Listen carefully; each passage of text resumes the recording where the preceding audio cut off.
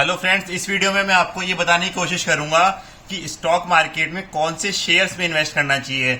बहुत लोग मुझे बोलते हैं कि यार तू हमेशा बताता है कि निफ्टी में कैसे इन्वेस्ट करना चाहिए, म्यूचुअल फंड में कैसे इन्वेस्ट करना चाहिए, बट कभी भी मुझे ये नहीं बताया गया कि मैं कैसे ही एक पर्टिकुलर शेयर में इन्वेस्ट करूं।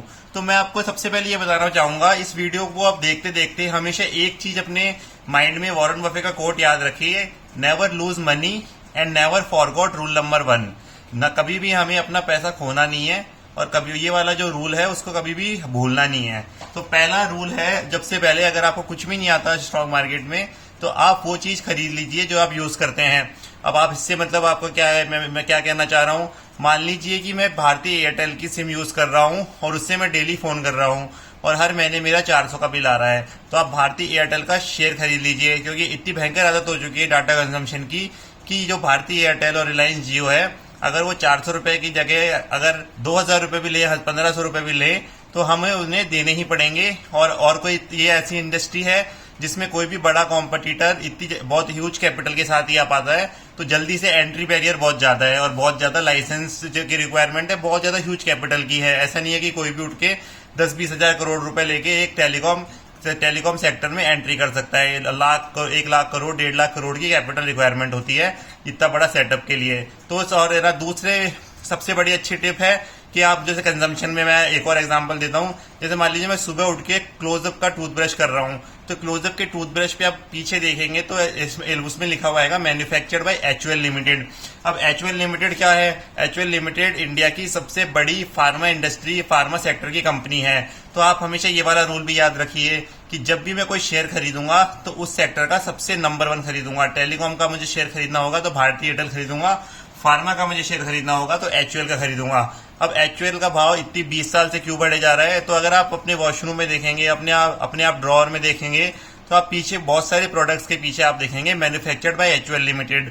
तो आप ऐसे हैबिट डाल सकते हैं कि नॉर्मली आप कोई भी प्रोडक्ट यूज करते हैं तो आप जैसे मान लीजिए आप वो पैराशूट का ऑयल हर घर में यूज होता है, तो उसके पीछे आप देखेंगे कि लिखा हुआ होगा मैन्युफैक्चर्ड बाय मैरिको लिमिटेड, तो आप मैरिको का शेयर खरीद सकते हैं।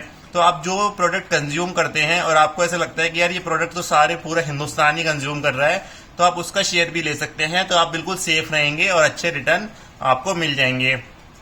तो आप ये वाला अगर आपको शेयर में ही करने हैं, म्यूचुअल फंड वगैरह निफ्टी इंडेक्स फंड में नहीं लगाने हैं, तो मैं बात कर रहा हूँ, वरना निफ्टी इंडेक्स फंड तो बेस्ट है ही।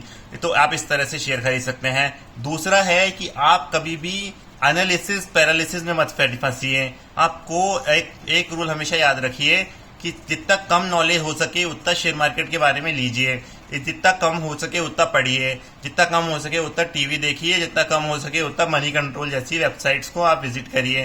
तो आप हमेशा ये याद रखिए, there is no knowledge required to invest money in the stock market. Stock market में इन्वेस्ट के लिए कोई नॉलेज की जरूरत नहीं है।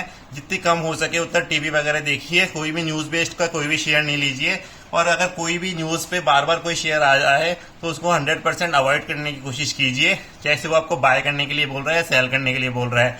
और कोई भी ऐसा शेयर बिल्कुल मत लीजिए जो महीने में 4-5 बार अपर सर्किट या लोअर सर्किट लगा रहा है। इसमें आपके पैसे डूबने के 99% 100% के चांसेस होंगे। जैसे मान लीजिए साल भर में कोई 4-5 बार हो रहा है किसी शेयर में, तो किसी न्यूज के बेसिस पे वो अलग चीज है, लेकिन कोई ऐसा शेयर है जो बहुत ज्यादा मूवमेंट देता है पूरे साल या पूरे एक कुछ जो है क्वार्टर ही, तो आप ये हो सकता है कि उस शेयर से आपको दूर रहने में ज्यादा समझदारी है। कोई भी वैसा शेयर मत लीजिए जिसमें रिटेल इन्वेस्टर्स बहुत ज्यादा हैं। जैसे मैंने हमेशा बोला था यस बैंक 200 रुपए का भी था, आप मेरे पुराने वीडियो देखेंगे, तो यस बैंक जब 400 से 200 हो गया था, 235 के आसपास हो गया था, तो मैंने एक वीडियो डाला था कि यस बैंक की फेयर वैल्यू 0 है।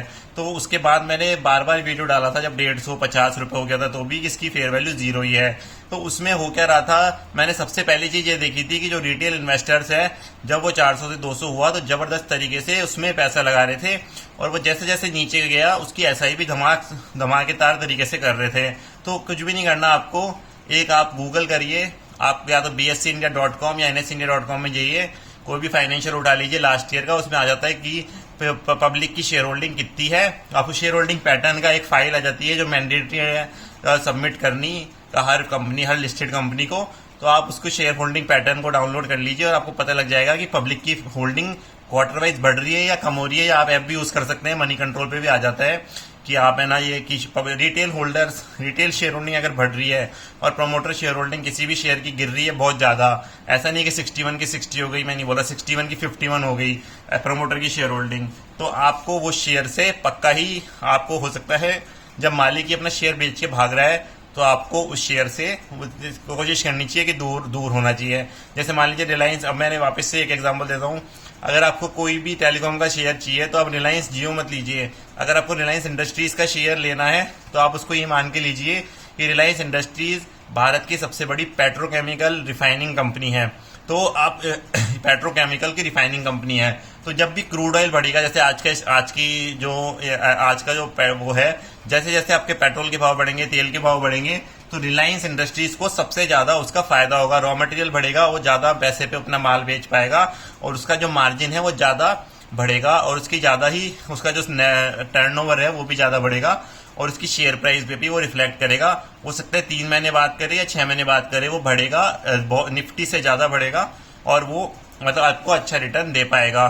तो मैंने ये बेसिक रूल बताए हैं आपको, ये छोटे मोटे रूल अगर आप फॉलो करते हैं तो आपको अच्छा रिटर्न आ जाएगा। तो आप इसके अलावा आपको कोई भी क्वेश्चन है, आपको बस ये हमेशा ये वापस मैं बोल रहा हूँ कि कोई भी एनालिसिस करने की जरूरत नहीं है। ये रूल, आप कोई चार्ट पढ़ रहे हैं फालतू के और आपको कोई बोल रहा है कि यार डोजी पैटर्न कर ले, ये कर ले, उसकी कोई जरूरत नहीं है। आपको कम से कम एनालिसिस करनी है, आपको सिंपल लाइफ रहनी है। आपको बहुत ज्यादा चांसेस हैं कि जो डोजी पैटर्न और ये सब एनालिसिस करने की बात कर रहे हैं, RSI इंडेक्स, ये इंडेक्स, वो इंडेक्स, RSI इंडेक्स, तो आपको उनसे ज्यादा अच्छा आप कमा लेंगे long term period of time में। हो सकता है एक दिन में वो आपसे ज्यादा कमा ले, बट अगर 5 साल और 10 साल की वेल्थ CAGR रिटर्न होगा वो आपका ही ज्यादा होगा। तो आप इसके अलावा कोई भी क्वेश्चन है तो फिर आप उस पर कमेंट बॉक्स पे लिख सकते हैं।